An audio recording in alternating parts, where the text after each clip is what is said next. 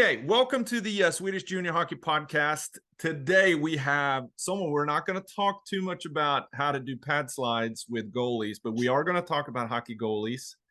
Louise Levy, welcome to the podcast. Thank you very much. I'm excited to be here. Yeah, so we had a little fun conversation offline a little bit. So first of all, tell us where you're sitting, because you're in a little bit in darkness if you're watching the YouTube version of this.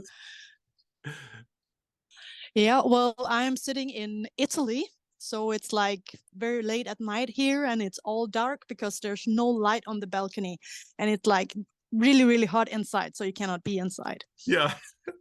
And what are you doing in Italy? Tell everybody. Okay, I have a background in track and field, so I'm here at the European Championship in track and field for masters. So it's just primarily for people who are over 35 years old, and we are all competing to become European champions in all the events of track and field. Awesome. And I'm Thank so you. appreciative of, that this is your preparation for tomorrow's event, that you're going to jump on this podcast. We're going to add that in your training repertoire. Do something really weird. Okay. So today's topic is we want to talk about goalies. We want to talk about hockey goalies, and we want to talk about off-ice training. And you have a passion for that. And we connected both on, I think it was mainly where I found you. I connected that you had created either on Instagram or Facebook. I think it was Facebook, actually, a hockey goalie training group or something. Yeah, I have a little community or training group or whatever we want to call it, but a little group on Facebook where I primarily post about mobility, because I think one of the biggest foundations in the goalie training is mobility. So I have like a weekly mobility exercise, and I have done that for like 1.5 years now. So a lot of mobility exercises there. Yeah, and so one of my buddies, Tiber, we're going to talk about Tiber Nemeth, is connecting us, and it's one of Tiber's buddies, and is just one of the people that have liked your page and are watching. So Tiber was my beer league goalie here in the U.S. And so I'm glad that he's trying to get better. It sounds good. Yeah, good. and he has a son that plays in Prince Edward Island. He's not a goalie, but he's got a defenseman also. And we're all in the same boat here when it comes to, we love the game of hockey. We're always trying to learn about things that get better. And what you're talking about really here is, so I wrote down some bullet points in here, and so your site, or how we find you, is Forever Levy Goalie. Yeah. And Levy is Levy. So if someone's trying to find you, it's Forever Levy Goalie. But you're really not a hockey goalie. No, I'm not. And you've got I'm so far away of being a hockey goalie that anybody can be. But my son is a hockey goalie, and that's how I got into the world of hockey, actually, because he started to play. And today he plays junior 20 hockey in Gothenburg, a little town called Uddevalla, so somewhere in Sweden. Yeah. But also a little bit of a unique background is that you're not totally Swedish.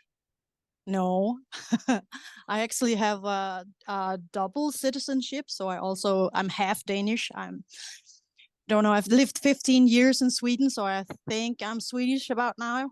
I think so. I consider myself Swedish. Yeah. And we had a little offline discussion or educational moment where I talked to you about what a moss and kulla is from Dalarna. So anyway, the US audience that's going way too deep. Yeah. Okay. Moving on. Yeah, moving on. But that's where we find you, Forever Levy Goalie, but I do think it's really interesting with your background, because I think it's unique. When I'm thinking about track and field athletes, specifically sprinters, specifically hurdlers, I think Yeah. of Sanna and Jenny Kallur from Yeah. Falun in Dalarna. Yeah. And I can't remember, they're twins and they were best in the world at one time. Yeah. And I think one of them still has the indoor world record, if I'm not mistaken, in the 60-meter hurdles. I think you're right. I'm Yeah. not actually quite sure, but I think you're right. But here's what comes to my mind when I think of them is not just incredible competitors, but incredible athletes and very explosive athletes. And here's the correlation to hockey is explosion and power and speed. And Yeah. and I think that there's correlation between, training to be a hurdler and training to be a hockey player. Yeah, I believe so too.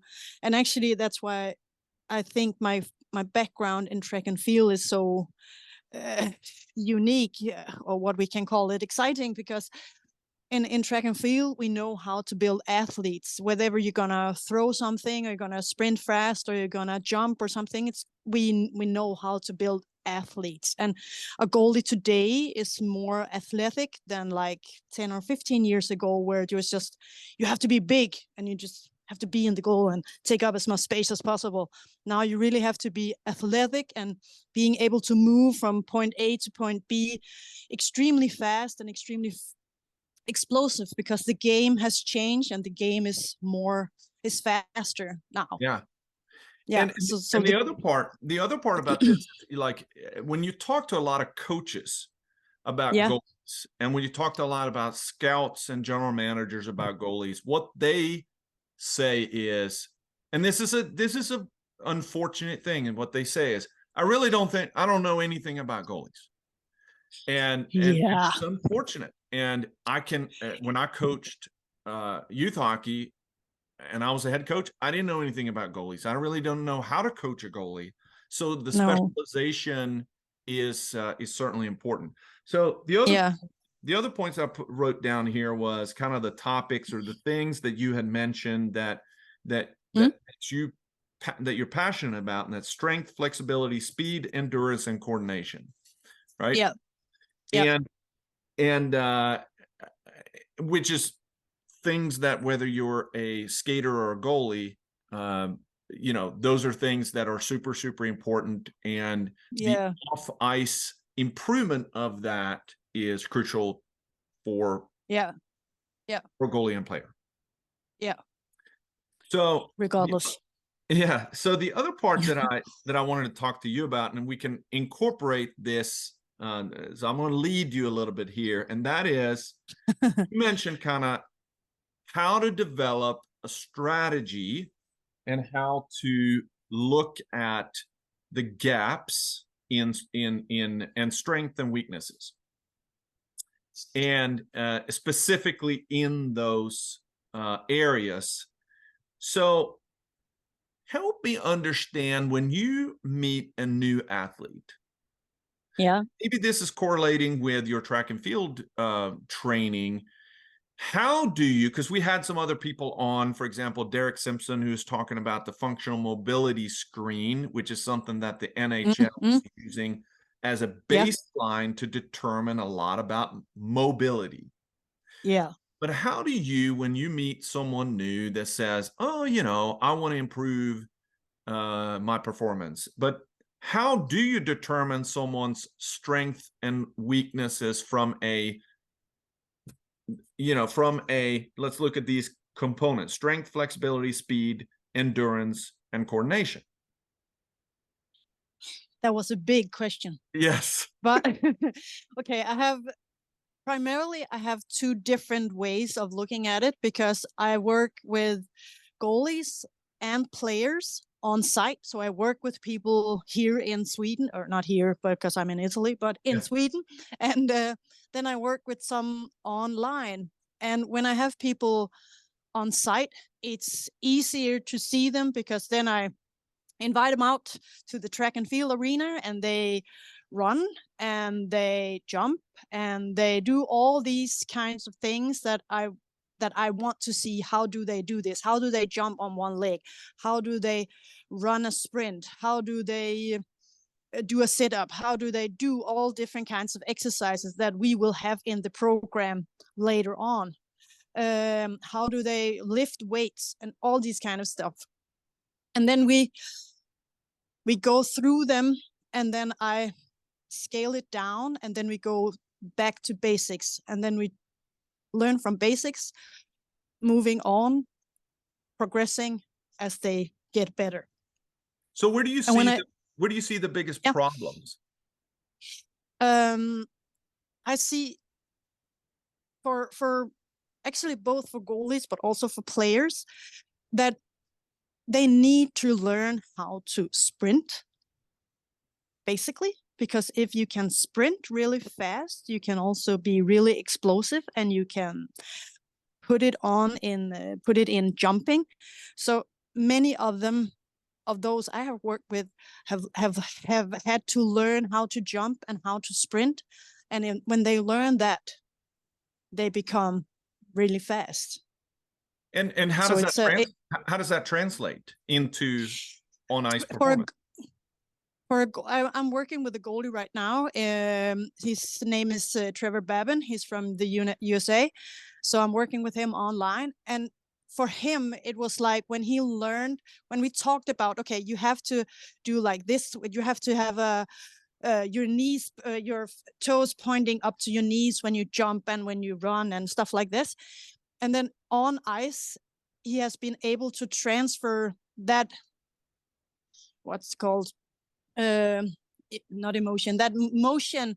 So okay, if I think my foot, my toes are pointing up to my knees, I will be able to push faster from the pole. So that's how he's going to be able to move it on to the ice. And then we have like lots of exercises that is scaled down into an analysis of what he is doing or what a goalie is doing. So I have looked at many goalies, many games, watched many goalies play, watched many goalies practice, and then I have scaled it down. Okay, what are they doing? What do they need to be strong at? And then putting it on the individual. Does it make sense? Mm-hmm. Yeah. Mm-hmm. So how and if we break it down into the full body of a goalie, and we're looking at so since we're talking about junior hockey here, so we're really talking about the kid coming out of post-puberty, and into young adulthood. Some of them may not have ever gotten any kind of instructions off ice, or often not on ice. Some have gotten really bad. What body parts do you see that have?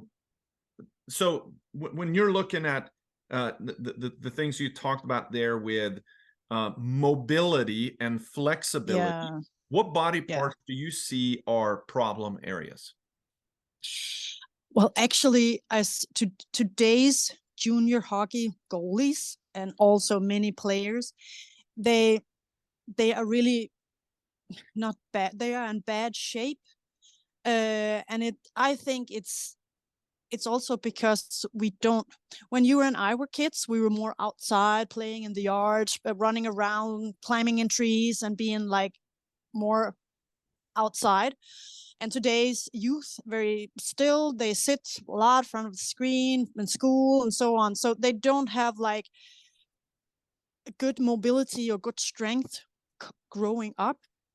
And when the problems, I think, is that they are really bad coordinated and really stiff. Okay. And if you want to be a good goalie, you have to be good coordinated and you have to be mobile.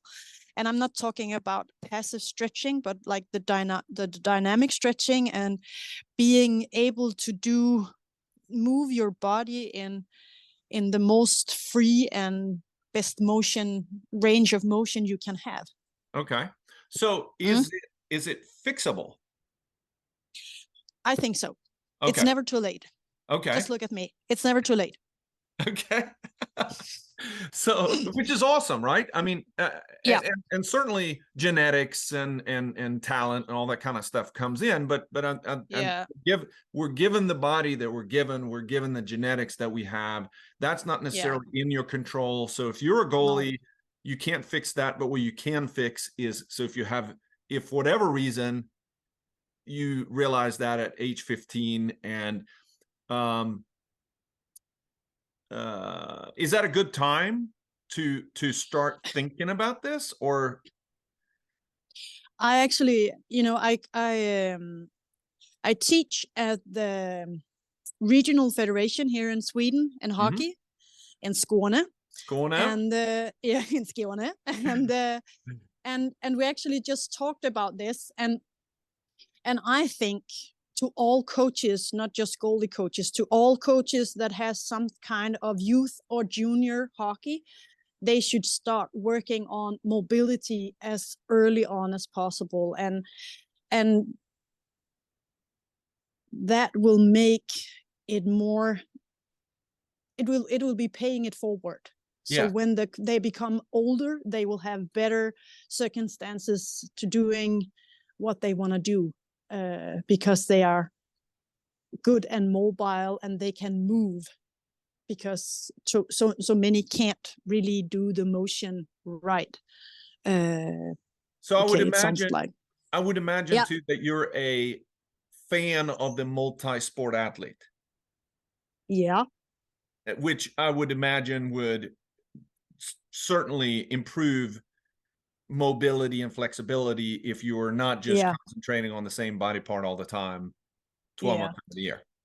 yeah. And it's and back to what you said before about which body part is the most problematic area.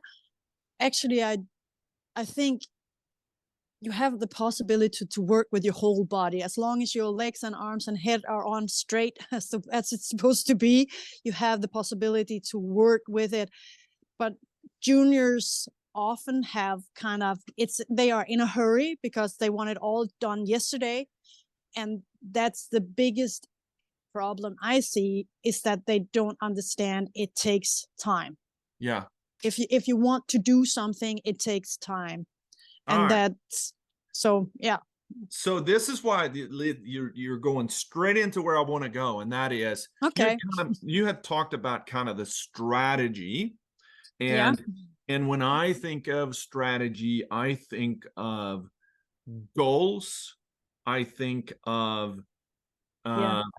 I think of plans, I think of action, and I think more from a process standpoint. Is that kind of, you're in the same mindset? Yeah, definitely. And I always I always, it's like you say, off ice is really is a lot of work with the body, of course, but it's also with the mind. So I believe it's very important to have goals, short-term goals, long-term goals, and some kind of action plan, so you know what to do with to reach those goals. So you don't just, well, I want to do this, I want to be in the NHL, yeah, right, yeah. but how are you going to get there? So Please when tell you're me. talking, to that 18-year-old, let's say the junior player, Yeah, or take your son's age as an yeah, example. Let's yeah. not use your son, because I've got a son as well, and you're better off coaching another player than your own son. Yeah, But let's say you're talking to your son's teammates, and yeah, when you pose the thing about, like you said, goals, your response is spot on. You're going to get a lot of, well, I want to play in the NHL. But when you're yeah. talking about the specific, measurable, actionable, relevant, and timely, the SMART goals, so to speak, Yeah, they don't necessarily know. They've never been taught how to think about short-term, medium, long-term goals. no. When you have those Mm-mm. conversations, when you're talking about off ice, give me Yeah. some pointers on what are some of the conversations you have to challenge them to be thinking about. What are reasonable, or what are some goals that, if they don't know how to establish that, what do you suggest? um well, it's actually it's a conversation that takes place during the coach doing our sessions, and it's like I can ask them, okay, what do you want? What do you want? What is your goal with all this? What are you working for? Yeah. And then they can say, okay, we can actually take my son, because it's a funny thing, because he mentioned something about it the other day.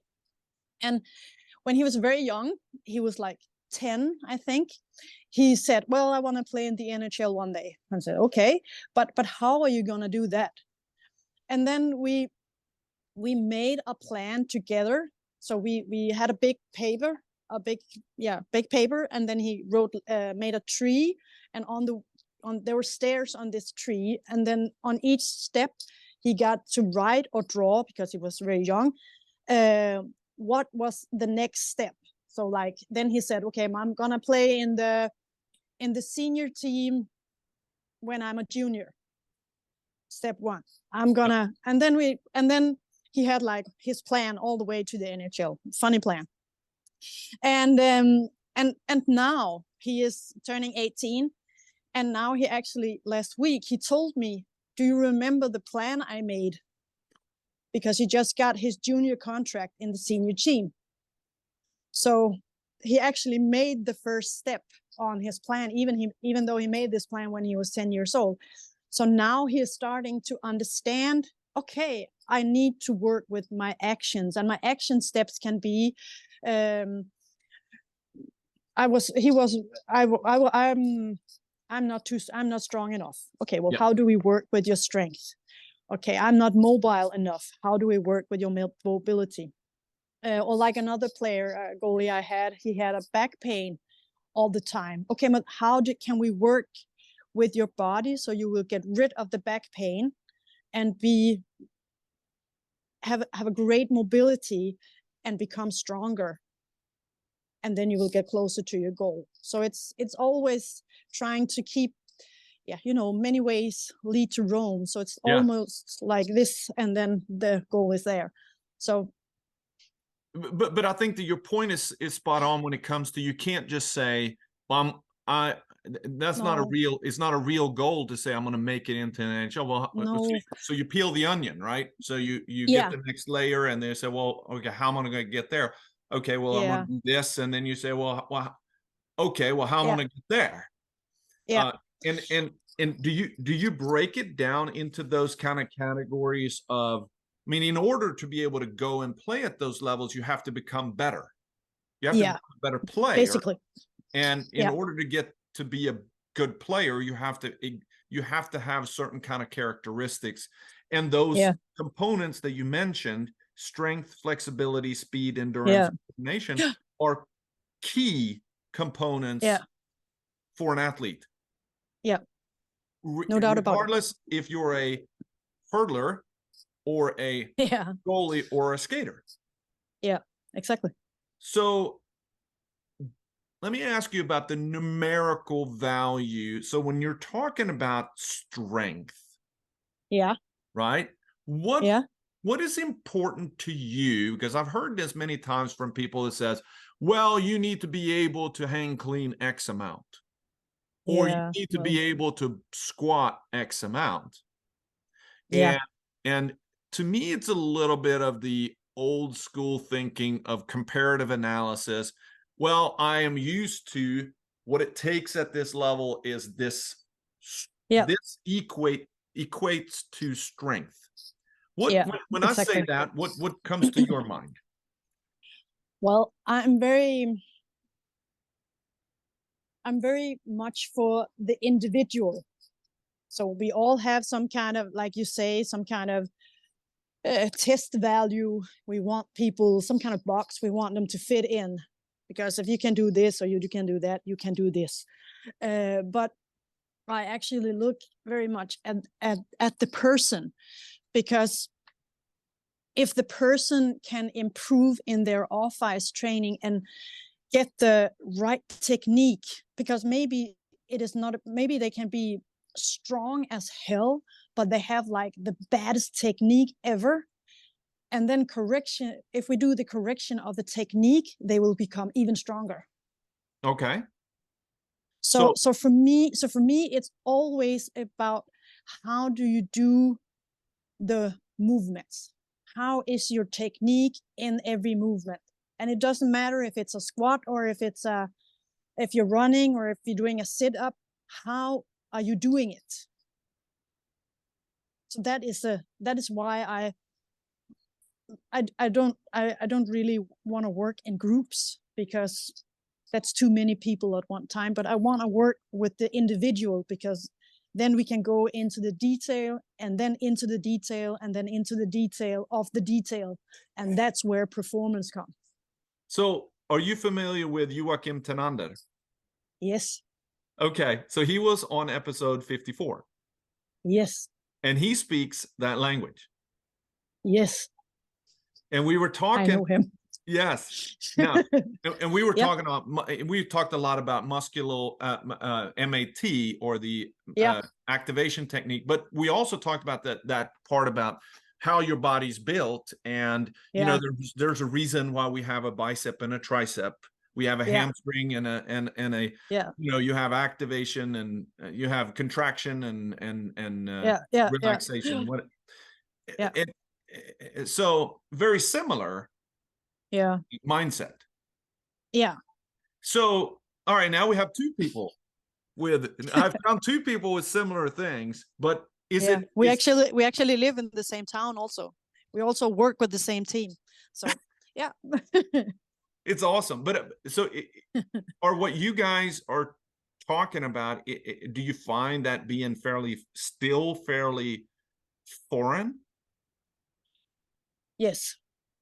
Why is that?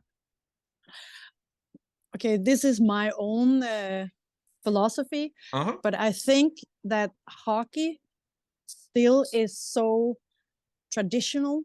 So when you look at what they do in practice, I'm just talking about off ice. I have no idea what they do on ice. I know that has changed, but off ice, it's very the same as it was 15 years ago. And we don't have the game or the playing set like we had those years ago. It has evolved. It is a lot faster game, like we talked about, and it's like the training programs or the coaches that do the training with the teams don't have the knowledge, and they don't actually, I sometimes feel like they don't care. So it's like we're just gonna do what we know, so we're just gonna keep going this way, and we will not listen to anybody else. That's so that's my feeling. Oh my God, I'm saying bad stuff now. No. I mean, that's the reason why I'm asking, because I think on this podcast we can speak freely, and we can really, this is really individuals' opinions, and some people embrace it and some people don't, which I think is great. But you bring up a really important part, and that is, so back when I was coaching a group of players, so let's say, you know, this was youth hockey in the US, so we didn't have a 25 players, right? Yeah. We had 15. Yeah. But 15, it was me and an assistant coach, and we had a lack of knowledge. We did the best we could, but we also had limited time and resources. So we reverted back to group training. Yeah.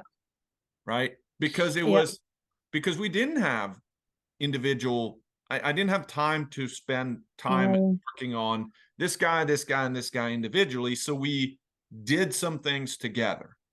But maybe that's okay for a 12-year-old and a 13-year-old. Yeah. Yeah. But what you're talking about is, if you really want to take it to another level, take your son as an example. He's not going to optimize his effectiveness and efficiency in his training if he's doing the same thing as everybody else.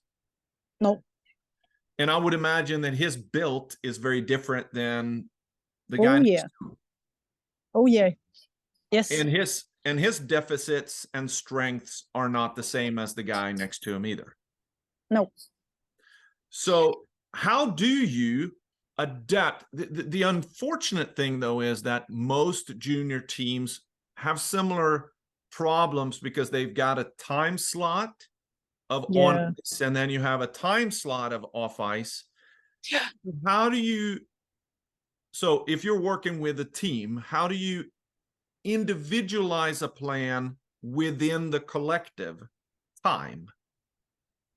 When you have a team with 25 players, I think it's the best possibility. The best option is to try and categorize. So you often have like 4 or 5 guys that has the same issue with mobility, and 4 or 5 guys that has about the same problem with strength or whatever. And you have smaller groups in the group, and that is how I would recommend you focus when you have like a team. Divide it into smaller groups. It's the same way if how you want to develop it on ice. If you have someone that's really good at skating, or you have someone that's really good at puck handling. Okay, they need to train on different areas. It's the same in the off ice. Make it into smaller groups, because then it will be easier, and then it will be easier to move around later on. How do you measure the gains? Because you could have How a do I? plan. Yeah. You have a strategy. You have a plan, and now we're working that for the first week, and then we got week 2, and then we got week 3. And how do we measure the improvements, the gains that the player is having, and make adjustments as we go? Do you measure that on not just he's able to lift more, or he is, or do you categorize that into improved flexibility? How? Improved mobility? How? See what I'm saying? Yeah. When it comes to the game, and if we're talking about the goalie, so when I look at the goalie I have coached or worked with, and I see him or her playing the game, and it's more like it's their feeling, and it's very hard to measure because it's a feeling that they have on the ice in the situation, but it's also a feedback from their coaches, because their on ice coaches, if we can call them that, or their goalie coaches, if they have that, can often see, okay, something happened. I don't know what it was, but I can see you are moving faster in this situation. I can see you're having more saves, or you're better core. You have this save, you didn't have that save yet last year.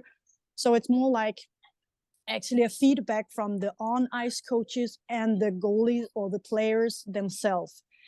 If I have worked with players, it's a back to the analysis, or what I have seen when I have seen them on the ice before. So yeah, well, it's a combination of a lot of things. I don't have like a schedule that I just check. It's like boxes that I check off. It's there. This is people, and everybody is an individual, even if we're in a team. So it's really the individual you look at, and you analyze, and you screen them, and you I can so I can see if him or her goalie or player is having a good game or a bad game, and then afterwards we can have a talk about how was that. And I don't talk with them about how many saves they made or how many goals they scored, or we talk about how was the feeling in your body. If we have worked a lot with the hip area, okay, how does it feel? How do you feel around the hip area? Is this hip motion faster now than it was before? So it's kind of difficult to measure, because it's an individual feeling. So let me ask you this: what is your opinion of the training journal? I think training journal is fantastic. Okay. Good. Explain. Yeah, because it's a directly feedback to you, to yourself. If I have a good training journal, I have a direct feedback to myself on how this week was, how did I feel this week, and that will probably tell me why I got the result I got. So And then if how do you take your player or the person that you're training, that is, do a lot of people do you find a lot of players that are using a journal? Not enough. Okay. I always, the people I work with, I always recommend it. But again, I always say to the people I work with, I'm just a tool. You have to do the work. I can give you all the tips in the world. I can give you all the guidance in the world. But if you don't do anything, it's not going to be worth anything. What are some ways then that you can explain to that player of how are we going to use this tool? So you have the training plan that says, okay, we're going to have 3 on ice and 3 off ice sessions plus the games this week. And it's going to be broken down into the quantifiable parts and then the qualifiable parts of what we're going to do within that time.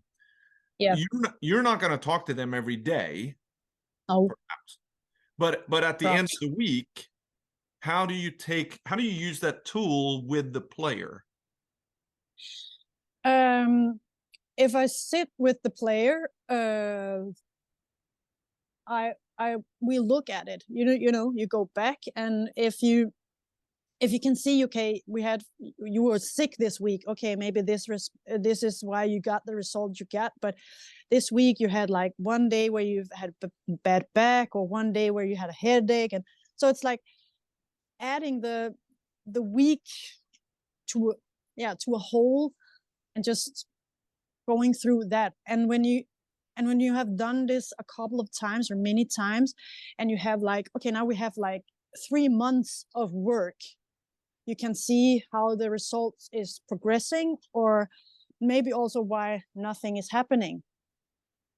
So I think it's a really great tool, and if you do it consistently, and if you work with people over a long period of time, then you can look at it. Okay, last year we did this and this and this. This year we have to change that and that, because to get to where you want to go. How does sleep and fuel or the diet factor into that in the training journal specifically? Do you have them fill that out? It depends on what level they are on. Was that a good answer? No. All right. I always give me an example of the higher achieving athlete. Let's say the person that is maybe moving out of juniors into adult semi-professional. I don't want them to write down what they eat, because it can become an issue. But we always talk about, what do you eat? How often do you eat?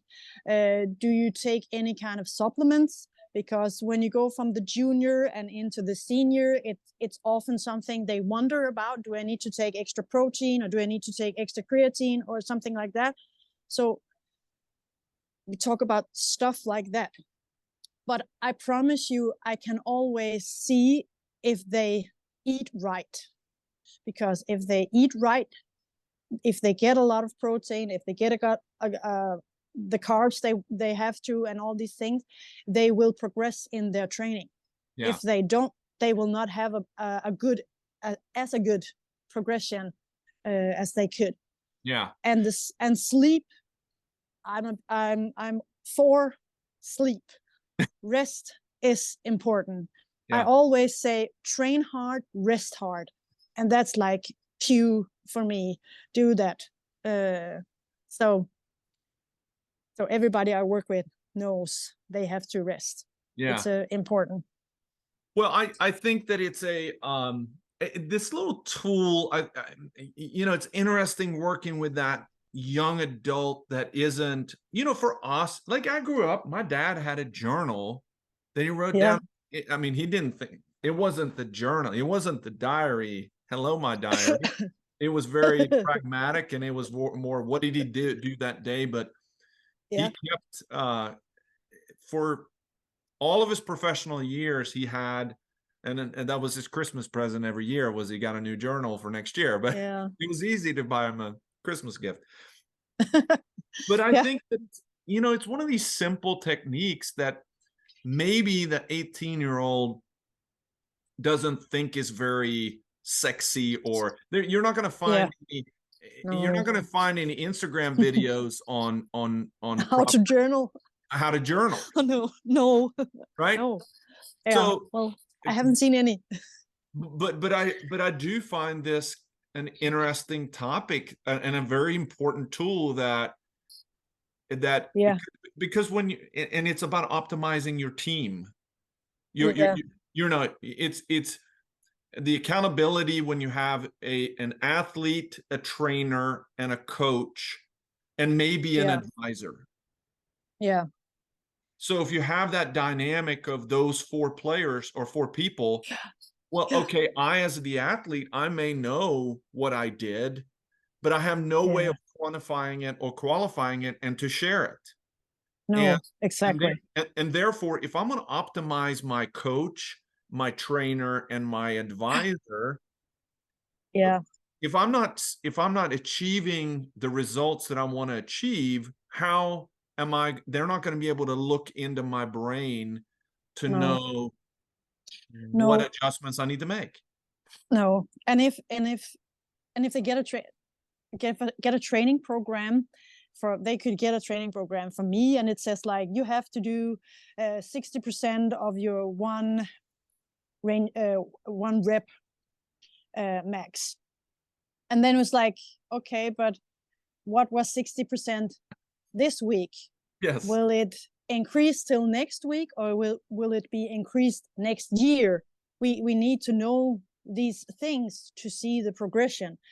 And I, you know, in my career as a hurdler, I have done like track and field for 30 years, and probably 20 years journaling. So I can go back and see what I did like 5 years ago. What results did I have? What weights did I lift? What runs did I do? Okay, I had my best season in 2016. Okay, what did I train in that season? How can I replicate that now? That is why it's so important. You have the background information. And if you get an injury, okay, how did we work the way back to getting into the shape you were in before you got the injury? Because sometimes we get injured. Yeah. So for me, it's like you have to do it. Yeah. It's for your own sake. Yeah, I think that's a big takeaway of this fun conversation. So I know that you got a game. Yeah. You got a game tomorrow. You have I a meet. don't. It's called a I have track a meet meet. tomorrow. You have a Yeah. meet tomorrow, Yeah. and we want to make sure you get your sleep in, and hopefully we haven't gotten your mind to go completely crazy from this conversation. A couple of things before we end. Yeah. You are meeting yourself at age 17. Yeah. And my God. what advice would you give yourself? Now you're a couple of years older. Yeah. And you look back and the experiences that you have, but the things you didn't know when you were 17 that you know now that you wish you could tell yourself then, what would it be? What your own advisor looking back?